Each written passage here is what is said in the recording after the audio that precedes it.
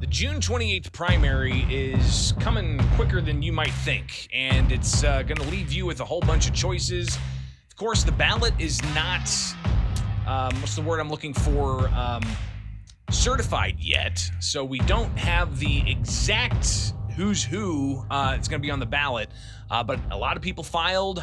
There's objections being filed to those people who filed, so there's still some things that have to take place here, but we've got names that are potential contenders against incumbents, and that includes all up and down the ballot, from who's seeking the nomination for governor to who's seeking the nomination for Secretary of State and so on, even all the way down to the local Statehouse level, where you've got what seems to be a race for the 95th House District. Kent Gray joining us now. He is challenging incumbent State Representative Tim Butler for that particular House seat, and he's in studio with us on Springfield's Morning News. I'm Greg Bishop. Kent, thanks for taking time with us. How are you? Thanks for being inviting me, Greg. It's great to be here this morning. Absolutely. So let's get into it. For people who don't know who Kent Gray is, they may have heard the name over the years in politics, but lay it out there for us. Well, I've been involved in Springfield area and Illinois politics for basically the last 35 years, my adult life.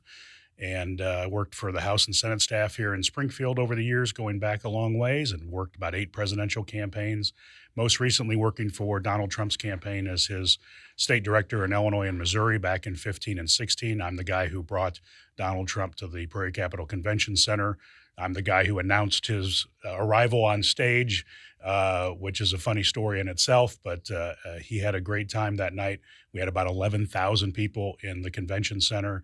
And he was very proud that it was more people than Elton John. That's right. I remember that night. I was watching it remotely, and even just watching it through the screen, I was like, my gosh, it's pretty electric in there. Yeah. And it wasn't just supporters, by the way, who showed up either, yeah. right? Yeah. I mean, there were some people who just wanted to see, at that time, a reality TV star who was pretty big into politics for a first foray. So that was kind of fascinating to see.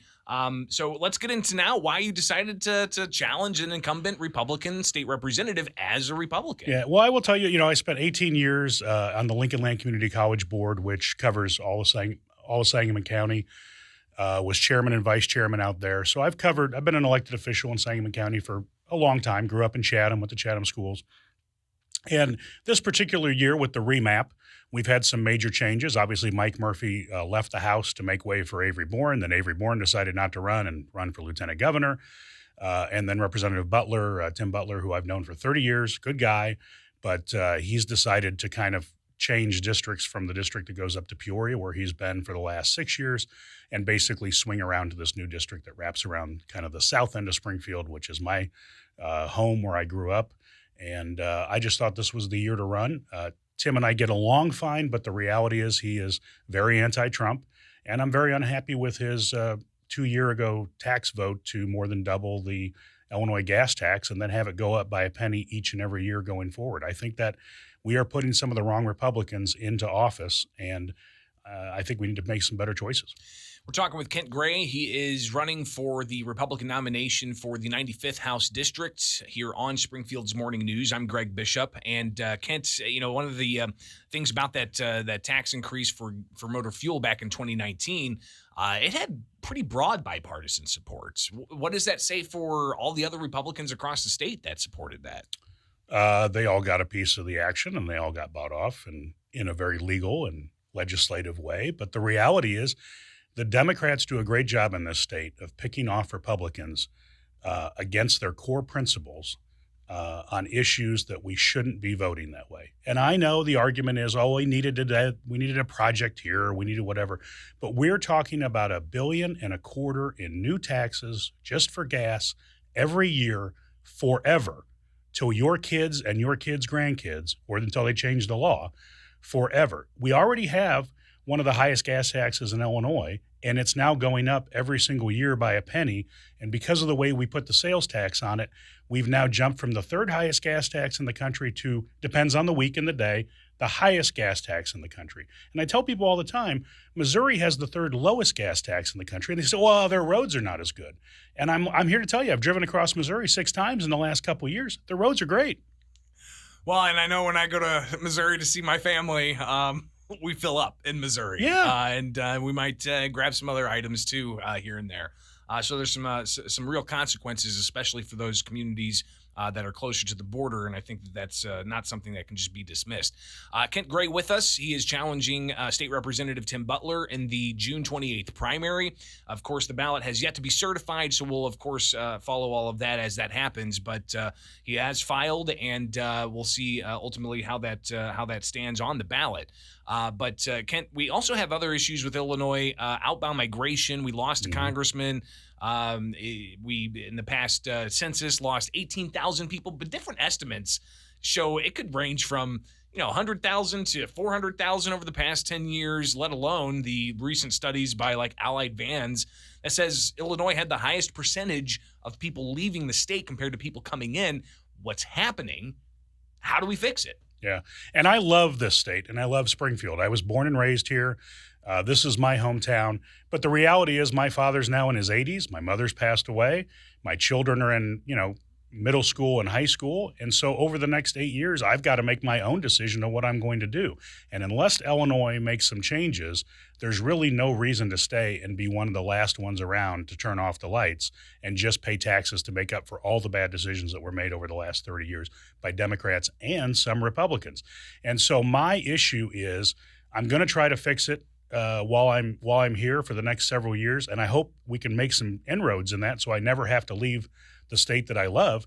But I'm here to tell you, I can't tell you how many friends I have that either full-time live in Texas or Arizona or Florida now, or they live there 51% of the time. All the high wealth individuals that I know in Springfield, Illinois, that are friends of mine or acquaintances of mine are now residents of Florida or one of the other states or another, in one case, another country. Why? They don't want to pay Illinois taxes anymore. Now they come back and they live at their lake house, or they live at their Illini Country Club house, or they live at their Panther Creek house a few months of the year to see their friends, and then they catch up with their other friends in Naples, Florida. But we cannot have this brain drain, this entrepreneurial drain from every single city and town in Illinois that are going to other states. What do you think are going to be some of the top issues heading into the November election, let alone the primary? Well, I do think it's going to be a good year for Republicans as things are shaping up. I mean, we're going to be talking about Mike Madigan and corruption in Illinois and how horrible that is. But folks, when you go into the polling place, you make these decisions to put these people back in office. And I'm sorry to say, you've been making some bad decisions. So you need to probably think about it a little bit more. If you're unhappy with the way government goes in this state, make some different decisions. So Madigan, corruption, taxes, efficiency of government, roads, all kinds of things. They're going to come up at the state level. I think in the primary race, it's going to come down to me being a very strongly pro-Trump individual, Representative Butler not liking Donald Trump at all. He's basically the Adam Kinzinger of the Illinois House of Representatives. The gas tax issue is going to be a huge deal. His vote to support D.C. statehood in the Illinois House. Why get involved in these things? The energy of the Republican Party in Illinois is all about Donald Trump and basically fighting back against the swamp, whether it's the D.C. swamp or the Illinois swamp. If you were to get the nomination, secure the seat in November, the question about Republican leadership in the House. I mean, Butler's an assistant majority or an assistant minority leader. Right. So if he's got the characteristics you say aren't savory in your opinion, what does that mean about Republican leadership? Should there be a change in the House when it comes to Republican leadership? I've known Leader Durkin for 30 years. I mean, we've been involved in politics for a very long time together. I'm open to whatever ends up happening on leadership. There's a lot of different things that'll be moving around. I will tell you that Leader Durkin is also not a fan of Donald Trump. And they don't have to be a fan of Donald Trump.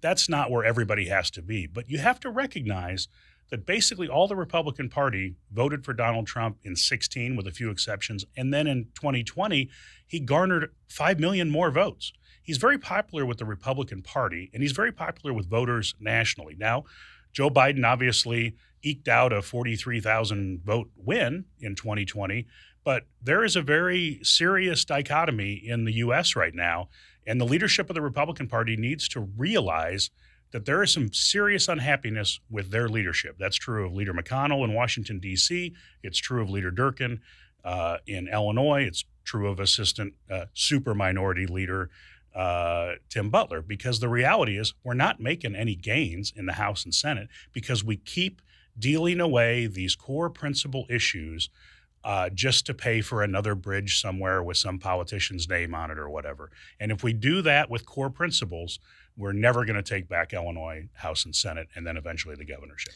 Kent Gray, he is challenging State Representative Tim Butler, the incumbent for the 95th House District. He joins us here on Springfield's Morning News. I'm Greg Bishop. And finally here, Kent, when it comes to the gubernatorial race, we've got, I think, like 7 or 8 different names on that could potentially be on the ballot.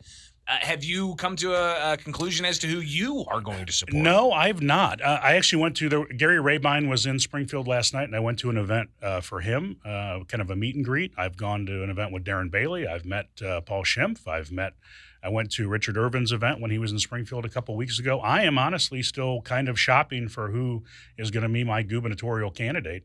I'm glad we have choices this year, and I hope the voters appreciate the fact that in this representative race, they'll have a couple choices between, two good Republicans, but two very different folks within the parameters of the Republican Party. And again, just give us, the elevator pitch. Who is Kent Gray, and why should you get their vote?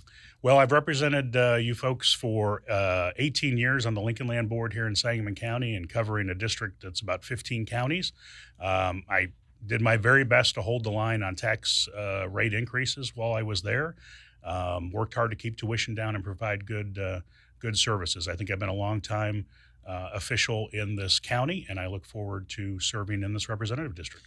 Well, again, greatly appreciate it. I don't think this is going to be the last time we talk. Good to meet you, and we'll definitely connect again soon in the near future, all right? Wonderful. It is the WMAY Morning News Feed, and I'm Greg